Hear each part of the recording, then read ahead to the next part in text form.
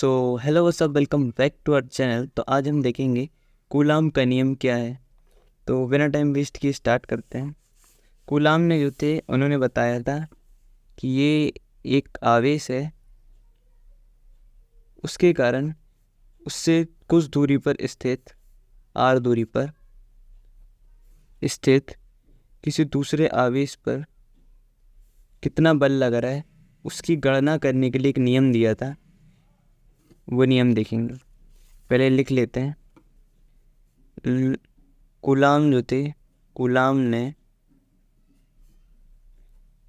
दो आवेशों के बीच लगने वाले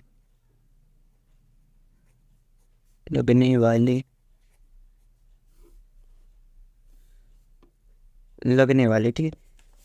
अब ये दो आवेश हैं, अगर ये प्लस प्लस होंगे माने एक से होंगे या माइनस होंगे तो ये आकर्षित करेंगे एक दूसरे के पास एक से होंगे तो एक दूसरे को प्रतिकर्षित करेंगे। और अगर अलग अलग होंगे, जैसे एक प्लस है और एक माइनस है, तो एक दूसरे को आकर्षित करेंगे, एक दूसरे के पास आएंगे। तो इसको आकर्षण बल बोलते हैं और इसको प्रतिकर्षण बल बोलते हैं। तो कूलाम ने दो आवेशों के बीच लगने वाले आकर्षण या प्रतिकर्षण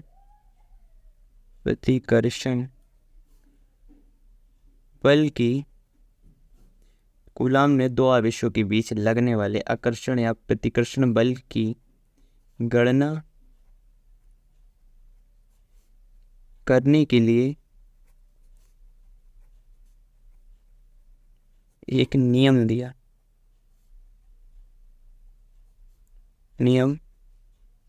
दिया जिसे कूलाम का नियम कहते हैं। जिसे कूलाम का नियम कहते हैं। अभी ये केवल बताया है कि किस चीज़ के बारे में दिया है नियम, अभी ये कूलाम का नियम नहीं है। तो उन्होंने कहा था, पहले हम लिख लेते हैं परिभाषा तरफ बताते हैं। तो कूलाम ने, अच्छा ये नहीं लिखते, इस नियम के अनुसार दो आवेशों के बीच लगने वाला आकर्षण या प्रतिकर्षण बल उन दोनों आवेशों के गुणनफल के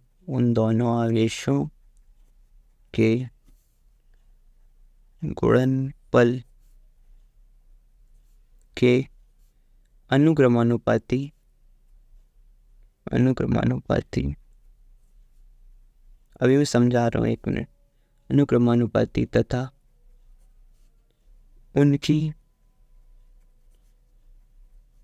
बीच की दूरी के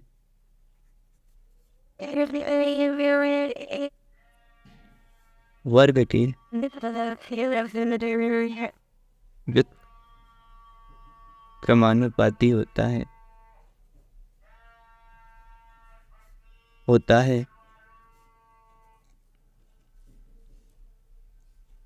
अर्थात यदि ये एक आवेश है Q, इससे R दूरी पर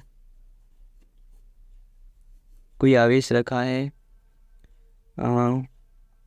Q0 रखा है, ओके, या Q1 ले लेते हैं इसको Q2 ले लेते हैं, ठीक है। तो उन्होंने कहा था कि इन दोनों के बीच में जो बल लगेगा वो F अनुक्रमानुपाती होगा इसके और इसके गुणनफल के। अनुक्रमानुपाती होता है ये, इसके सीधे सीधे हो जाता है Q1 इंटू Q2। इन दोनों के गुणनफल के अनुक्रमानुपाती तथा इनके बीच की दूरी R है व्युत्क्रमानुपाती का मतलब होता है 1/r। तो r नहीं बोला था इन्होंने बोला था इनके बीच की दूरी के वर्ग की, अर्थात r² के। तो किन्हीं दो आवेशों के बीच लगने वाला बल उन दोनों आवेशों के गुणनफल के अनुक्रमानुपाती तथा उनके बीच की दूरी के वर्ग के व्युत्क्रमानुपाती होता है। ठीक है, तो ये टोटल पूरा किए F अनुक्रमानुपाती है Q1 Q2 अपॉन r²। तो ये अनुक्रमानुपाती हटाते हैं तो एक कांस्टेंट आ जाता है, स्थिरांक। तो ऐसा हो जाएगा F is equal to K Q1 Q2 upon r²। अब ये K क्या है? K इन दोनों आवेशों के बीच जो माध्यम है, अर्थात वायु है, निर्वात है, जल जो भी है, उस पर ये उसके बीच का माध्यम जो भी है वो K है, ये K है। ठीक है, तो K का मान कितना होता है? जब K वायु या निर्वात के लिए हो, जब ये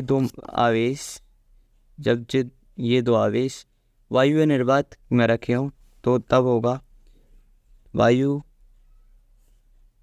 या निर्वात के लिए, निर्वात में K का मान होगा K is equal to 1/4 epsilon 0। ये एप्सिलॉन 0 है, ये अभी मैं बताता हूँ क्या है एप्सिलॉन 0। ठीक है, इतना ही होता है।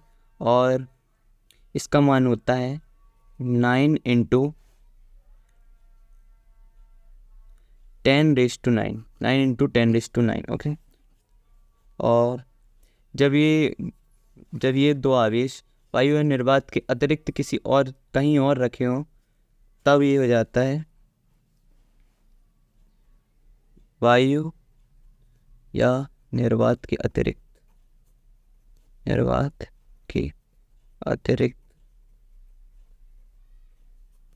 अन्य माध्यम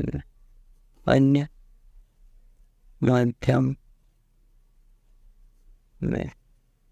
तो ये हो जाएगा K is equal to 1/4 epsilon 0 K। ठीक है, तो ये जो एप्सिलॉन 0 है वो माध्यम की विद्युतशीलता है, और इसका मान होता है एप्सिलॉन, कहाँ लिखूँ, यहीं लिख देता हूँ। एप्सिलॉन 0 इज इक्वल टू 8.8, एक मिनट दिख नहीं रहा है क्या? ओके, एप्सिलॉन 0 का मान होता है 8.854 × 10⁻⁻12। एक बार कंफर्म कर लेना, मैं श्योर नहीं हूँ इस पे, पर इतना ही होता है आई थिंक। और ये जो है K जो है यहाँ पे वायु निर्वात के अतिरिक्त आता है, ये परावैद्युतांक होता है। जब ये K परावैद्युतांक होता है, ये वायु के लिए होता है। वायु जब रहता है इसका तो परावैद्युतांक होता है इसका 1, और ये धातुओं के लिए इसका मान हो जाता है अनंत। और किसके लिए, और आप देख लेना, ये परावैद्युतांक होता है। ओके, तो ये यहाँ पे परावैद्युतांक है,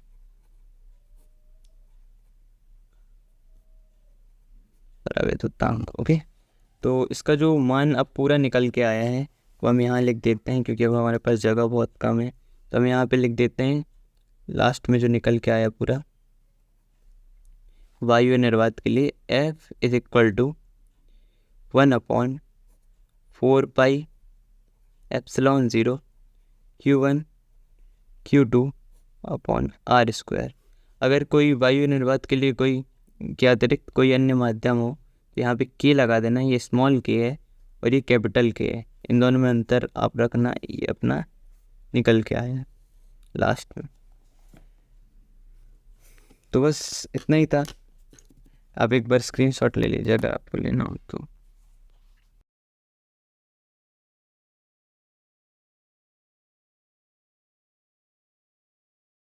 ओके ठीक है, आ गया आई थिंक।